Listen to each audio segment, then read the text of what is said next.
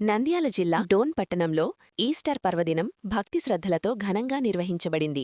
Bible machine ఏవో reverend బందలరాజు ఆధ్వర్యంలో జరిగిన ఈ వేడుకలకు పెద్ద సంఖ్యలో క్రైస్తవ విశ్వాసులు హాజరయ్యారు. యేసుక్రీస్తు పునరుద్ధానాన్ని స్మరించుకుంటూ ప్రత్యేక ప్రార్థనలు, ఆరాధనలు నిర్వహించారు. ఈ సందర్భంగా రెవరెండ్ బందలరాజు ప్రసంగిస్తూ ఈస్టర్ పండుగ మానవాళికి రక్షణ, నూతన జీవితానికి ప్రతీకగా నిలుస్తుందని తెలిపారు. యేసుక్రీస్తు పునరుత్థానం సత్యం, కరుణ, ప్రేమల మహత్తును ప్రపంచానికి తెలియజేస్తుందని ఆయన పేర్కొన్నారు. క్షమాపణ, శాంతి, నిరీక్షణ వంటి విలువలను ప్రతి ఒక్కరూ ఆచరించాలని సూచించారు. ప్రభునందు ప్రియమైన దేవుని విశ్వాసులారా, దైవ ప్రజలారా, దేశీయులారా, దైవ నామమున వినబడుచున్న ఈ మాటలు వింటున్న వారికి దైవ దీవెన శుభములు, ఈస్టర్ పండుగ శుభాకాంక్షలు తెలియజేస్తున్నాను.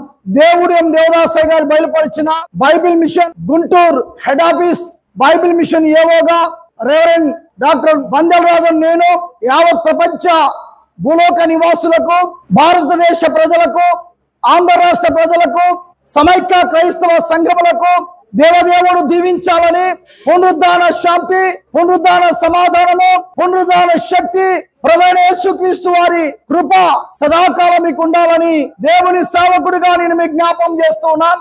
నేడు ఈ పరిశుద్ధ ఆదివారం రోజున ఈ ఈస్టర్ పండుగ పురస్కరించుకొని ప్రజలందరికీ శాంతి, ప్రజలందరికీ సమాధానము, ప్రజలందరికీ సౌఖ్యము, ప్రజలందరికీ ఐక్యత, మహిమగల దేవుని కృప సదాకాలం ఉండాలని యేసుక్రీస్తు వారు లోకాన్ని కోరుకొని లోక నివాసుల పాపం విమోచించుటకై సిలువలో మరణం పొంది సమాధిలోనికి వెళ్లి లేఖనములు నెరవేర్చుటకు లేతునని మూడో దినమందున పరిశుద్ధ ఆదివార ఏకోజామనే అరుణోదయమే క్రీస్తు యేసు వారు సమాధిలో నుండి లేచిన గొప్ప మహిమగల మాటను బట్టి ప్రపంచమంతా ఈరోజు ఈస్టర్ పండుగ పురస్కరించుకొని సంతోషముతో, సమాధానముతో ప్రజలందరి కోసం ప్రార్థించుచు ఆకలి కొన్న వారికి ఆహారం పెట్టడం, వస్త్రహీనులైన వారికి వస్త్రాలు ఇవ్వడం,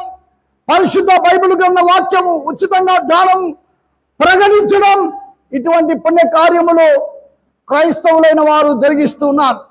క్రైస్తవ జీవితంలో ప్రాముఖ్యమైన పండుగ ఏది అంటే మరణించి మరి తిరిగిన యేసుక్రీస్తు వారిని స్మరించడం, ఆరాధించడం. ఇప్పటికీ ప్రపంచంలో అన్ని సమాధులు ఉన్నాయి, కానీ తెరవబడిన సమాధి ఒక్కటే, అది ప్రభువైన యేసుక్రీస్తు వారి సమాధి అని దేవుని సేవకుడిగా నేను మీకు జ్ఞాపకం చేస్తున్నాను. తెరవబడినది అని ఎలాగో నేను చెప్పగలుగుతున్నానంటే ఇప్పటికి ఇజ్రాయెల్ దేశంలో యేసుక్రీస్తు వారి సమాధి ఖాళీగా తెరవబడి ఉన్నట్లుగా మనం చూస్తున్నాం.